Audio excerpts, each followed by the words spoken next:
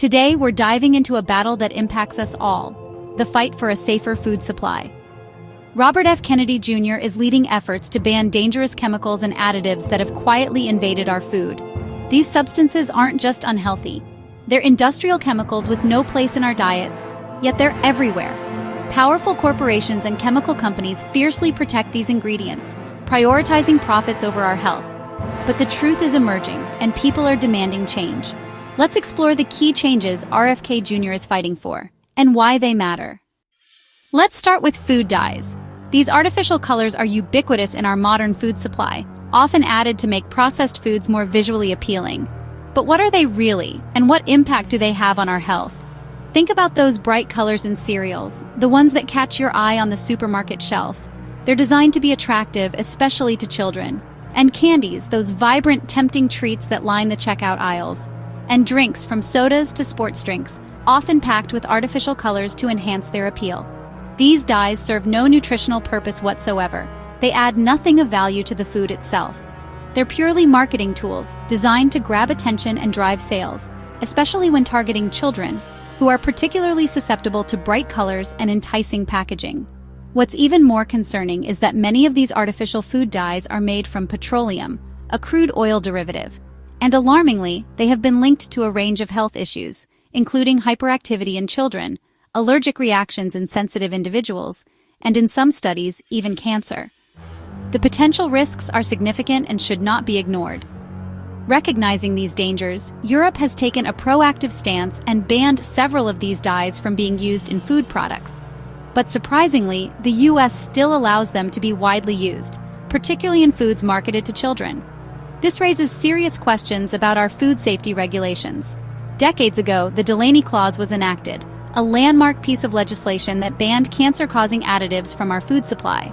However, over time, industry lobbying efforts have gradually weakened these crucial protections, prioritizing profits over public health. Companies often argue that the dose makes the poison, suggesting that small amounts of these dyes are harmless. But this argument conveniently ignores the daily cumulative exposure that children face, consuming multiple artificially colored foods throughout the day.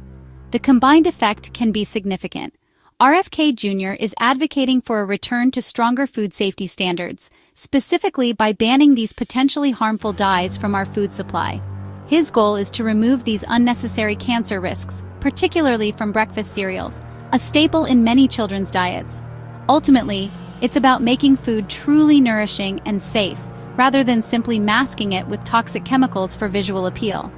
We shouldn't have to constantly worry about hidden chemicals and potentially harmful additives lurking in our children's food. Banning these toxic dyes is a crucial and necessary first step toward achieving real and meaningful food safety for everyone. It's time to prioritize public health and the well-being of our children over the short-term profits of corporations. Let's demand a higher standard for what we allow to be called food, ensuring it's truly nourishing and safe for consumption. Our kids deserve better than artificially colored, potentially harmful food. They deserve access to healthy, wholesome options that support their growth and development. Now let's talk about SNAP benefits, a critical program designed to assist low-income individuals and families in accessing nutritious food. It's a vital safety net, ensuring that everyone has the opportunity to put food on the table. However, the intention of SNAP is to provide essential nutrition, not to inadvertently subsidize the consumption of junk food, which often lacks nutritional value and can contribute to health problems. RFK Jr. has raised an important point, advocating to remove soda and other junk foods from SNAP eligibility. This proposal aims to refocus the program on its core mission of promoting health and well-being. Currently, billions in taxpayer dollars are being used to fund the purchase of sugary drinks and processed snacks through SNAP, a situation that warrants careful consideration and potential reform. This inadvertently fuels the rising rates of obesity and diabetes, particularly in communities that rely heavily on SNAP benefits. The long-term health consequences are a serious concern. Industry groups often claim that restricting junk food purchases is a matter of freedom of choice, arguing that individuals should have the right to buy whatever they want with their SNAP benefits. However, it's crucial to remember that this is fundamentally a nutrition program, designed to address food insecurity and promote healthy eating habits, not simply a junk food subsidy. Imagine the positive impact if SNAP funds were primarily directed towards the purchase of real whole foods that nourish the body and support overall health. Fresh fruits, bursting with vitamins and essential nutrients, nutrient-rich vegetables, providing fiber and antioxidants, high-quality eggs, and lean meat, essential sources of protein and vital nutrients. This would not only improve the health of SNAP recipients but also provide crucial support to local farmers and sustainable agriculture. This reform has the potential to break the cycle of diet-related diseases that disproportionately affect low-income communities, leading to healthier and more vibrant neighborhoods. It's not about restricting choices or limiting access to food. Rather, it's about empowering families with the knowledge and resources to make healthier food choices that benefit their long-term well-being. Ultimately, public resources should be strategically allocated to promote well-being and prevent disease, fostering a healthier and more equitable society for all. Titanium dioxide, often labeled E171, makes foods look whiter but offers zero nutrition. Found in creamers, candies, and dressings, it's purely cosmetic. France and the EU have banned it over concerns it can damage DNA and potentially cause cancer. The FDA still allows it, despite mounting evidence of harm. Why risk our health for whiter salad dressing? RFK Jr. says, if it's banned elsewhere for safety, it shouldn't be in our food. Americans shouldn't be test subjects for cosmetic chemicals. Banning titanium dioxide is a simple science-based step. Let's remove unnecessary risks from our diets. Brominated Vegetable Oil, or BVO, is a flame retardant added to some sodas to keep flavors mixed. Bromine can disrupt thyroid function and cause neurological issues. Over 100 countries have banned BVO, but the US still allows it in some drinks. There's no reason to consume a chemical used in fire retardants. Major brands have already removed BVO under consumer pressure. RFK Jr. calls for a federal ban to protect everyone. The risks far outweigh any benefit. Let's get BVO out of our drinks for good. Potassium bromate is added to bread dough to improve texture, but it's a possible carcinogen. If bread isn't baked perfectly, dangerous residues remain. It's banned in over 30 countries, but still used in the US. California even requires a cancer warning label. There are safe alternatives like vitamin C that don't carry cancer risks. RFK Jr. wants the US to catch up with global safety standards. Banning potassium bromate is common sense. Our daily bread shouldn't come with a cancer warning. High fructose corn syrup is everywhere. Sodas, sauces, cereals, thanks to cheap corn subsidies. Unlike natural sugars, HFCS overloads the liver, leading to fatty liver disease, obesity, and diabetes. It doesn't trigger fullness, so we overconsume it. Our own policies have made this harmful ingredient so widespread. RFK Jr. wants to end corn subsidies and remove HFCS from government food programs. It's about giving real food a fair chance. We're subsidizing our own sickness. Dismantling this system is key to reversing chronic disease. Let's stop profiting from making people sick. For decades, we were told to swap butter, a natural and time-tested source of fat, for something entirely different. We were encouraged to abandon the fats our ancestors thrived on for generations, based on what turned out to be, at best, questionable science. We were told to embrace heart-healthy seed oils, a new class of fats that promise to lower cholesterol and prevent heart disease. These oils quickly flooded the market, becoming ubiquitous in our food supply. Soybean, corn, canola. These became the darlings of the food industry, praised for their affordability and versatility. But what we didn't know then was the potential harm lurking beneath the surface.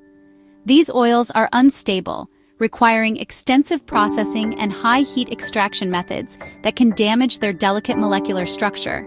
They're high in omega-6 fats, an essential fatty acid, but in excessive amounts, they can disrupt the delicate balance of omega-3 and omega-6 in our bodies. They are also prone to oxidation, especially when exposed to heat, light, and air. This oxidation process creates harmful free radicals, fueling inflammation and chronic disease throughout the body. This inflammation is a silent killer, contributing to a wide range of health problems. They're in nearly every processed food, from salad dressings and mayonnaise to crackers and chips. And they're a staple in almost every restaurant meal, used for frying, sautéing, and as a base for sauces and dressings. The rise in seed oil consumption is a recent experiment in human history, a dramatic shift in our dietary landscape that has occurred over the past century.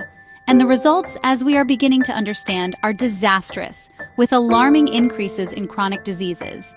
Chronic inflammation from these oils is linked to a cascade of negative health outcomes, including heart disease, diabetes, and more autoimmune disorders. RFK Jr. understands the urgency of this issue and wants to end subsidies that incentivize the production of these harmful oils. He also aims to revise outdated dietary guidelines that continue to promote these oils as healthy options, despite mounting evidence to the contrary. It's time to return to stable, traditional fats that have nourished humanity for centuries. Embrace the richness of butter from grass-fed cows and the health benefits of extra virgin olive oil. Eliminating seed oils from your diet is one of the most powerful steps you can take to reclaim your health. It's an investment in your long-term health and well-being, paving the way for a healthier and more vibrant future. We need to rebuild our diets on real, nourishing fats, prioritizing whole, unprocessed foods that support our body's natural functions. Don't let industry myths dictate your health. Educate yourself, read labels carefully, and make informed choices that prioritize your well-being. Ultra-processed foods now make up nearly 60% of American calories.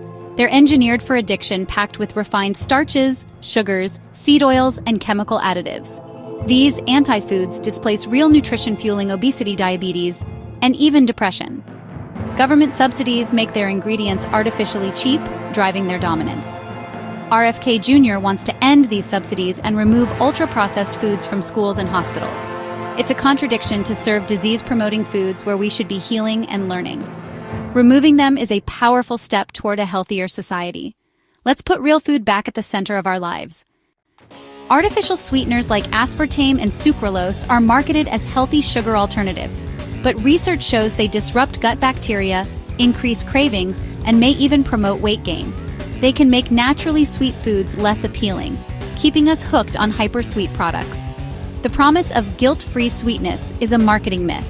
RFK Jr. calls for transparency and better research on their long-term effects.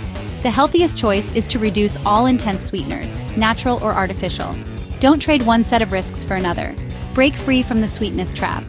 Choose real whole foods for lasting health. The GRAS, generally recognized as safe, loophole lets companies decide if their own additives are safe.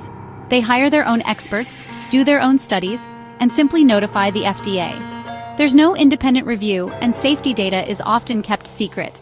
This self-policing system has let hundreds of chemicals into our food with little oversight. RFK Jr. wants to close this loophole and require rigorous, independent FDA reviews for all new additives. It's about restoring transparency and scientific integrity. We can't trust industry to police itself. Real food safety starts with real regulation. It's overwhelming to realize how many dangerous additives are in our food, but knowledge is power. Start by reading labels and choosing real whole foods. Use tools like the Dr. Berg Junk Food Meter app to spot harmful ingredients. You don't have to wait for policy change. Vote with your dollar every day.